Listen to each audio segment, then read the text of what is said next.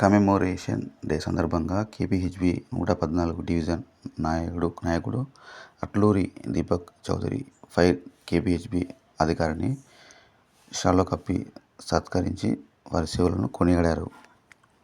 అక్రమంగా బాణాసంచితో ఒక నౌక వచ్చి ఉన్నది. దానిలో ఎండలో ఫలితంగానో ఏ ఫలితంగానో దాని వల్ల ఫైర్ అవ్వడం జరిగింది.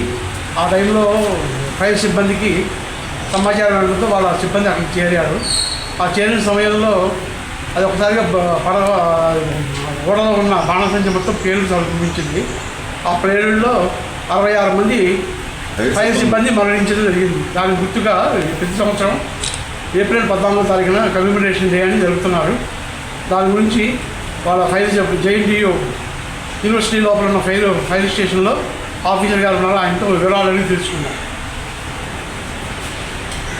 1944 ఏప్రిల్ 14th రోజున SS4 అనే ఓడలో యుద్ధానికి సంబంధించిన యానిమేషన్, యుద్ధానికి సంబంధించిన బాంబులు మిగతా అన్నీ తీసుకొస్తుంటే ఇందులో కూడా ఫైర్ యాక్సిడెంట్ జరిగింది. ఆ ఫైర్ యాక్సిడెంట్లో ముంబై డాక్కి సంబంధించిన 66 మంది ఫైర్ ఫైటర్స్ చనిపోయిన కారణంగా ఆ రోజు నుంచి బ్రిటిష్ ప్రభుత్వం 1944లో ఈ రోజు నుంచి ఏప్రిల్ 14th రోజు కమామినేషన్ ఫైర్ ఫైటర్ కమామినేషన్ పరేడ్గా పరిగణించి ఆ రోజు నుంచి ఈ రోజు వరకు ముందుగిట్ల వృత్తులకు సంతాప దినంగా ఈ రోజుని గుర్తిస్తూ ప్లస్ ఏప్రిల్ 14th నుంచి 20 వరకు వారోత్సవాలు.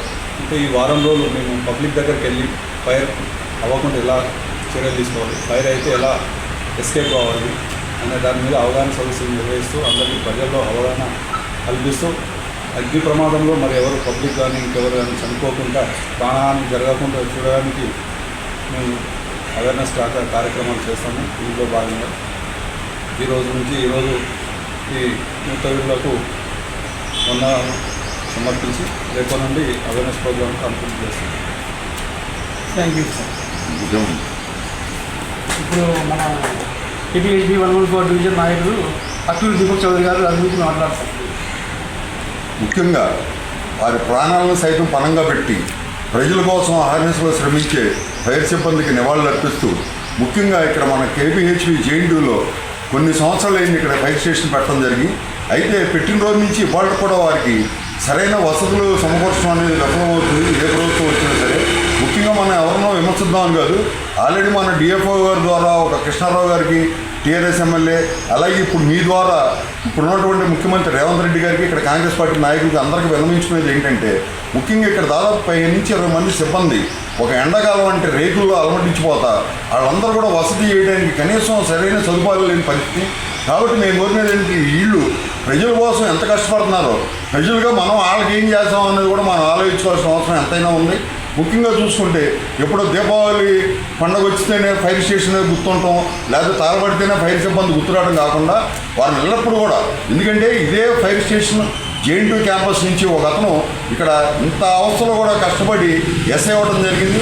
వారిని కూడా ఆ రోజు ఇక్కడ అభినందించడం జరిగింది. ల్యాండ్ ఆర్డర్ ఎస్ఐ కింద వెళ్ళినప్పుడు ఆ విధంగా ఇక్కడ ఉంటా కూడా వాళ్ళ పనులు చేసుకుపోతా పాపం అవేర్నెస్లో ఎప్పుడు అర్ధరాత్రి అపరాధం లేకుండా ఇప్పుడు ఫోన్ వస్తే అప్పుడు వెళ్ళిపోవడం జరుగుతుంది. వారికి సరైన నిద్ర వసతి ఉండదు. వాళ్ళ రూములు చూసినా వాళ్ళ వాష్రూమ్ 20 మంది ఒక వాష్రూమ్ చొప్పున వాళ్ళు పడే ఇబ్బందులు చూస్తుంటే చాలా బాధాకరంగా ఉంటున్నాయి. కాబట్టి ఈ సందర్భంగా మనం విన్నవించుకునేది ఏంటంటే వాళ్ళు ప్రజల కోసం ఎంత ఆలోచిస్తున్నారో నాయకులు అందరూ కూడా ఆలోచించి వారికి సరైన వసతులు కల్పించి ఇప్పుడు చేపల మార్కెట్కి స్థలం ఇవ్వడం జరిగింది. హౌసింగ్ బోర్డులో స్థలాలు యాక్షన్ పెట్టడం అనేది కాకుండా వీరికి సరైన బామ ఒకటి కట్టించి వారికి అందుబాటులో అన్నీ ఏర్పరిస్తే ఇంకా బాగా చేయగలుగుతారు వాళ్ళు.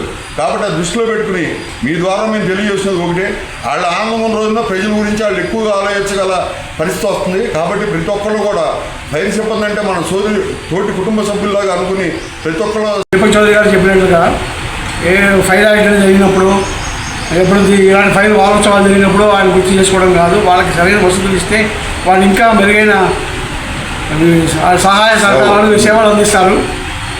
అది మనం వినియోగించుకున్నాం. వైసీసీ తరఫున రేవంత్ రెడ్డి గారి ప్రభుత్వం వచ్చింది కాబట్టి మేము కూడా చెప్పేది ఏంటంటే వీళ్ళకి ఫైర్కి వారితో పాటు ఇంకెవరికి ఏమేమి వసతులు లేవో వారికి కూడా మంచి మంచి వసతులు కల్పించి వారిని ఆదుకోవాలని, వారిని మరింత సేవలు చేసే విధంగా ప్రోత్సహించాలని కోరుతున్నాను.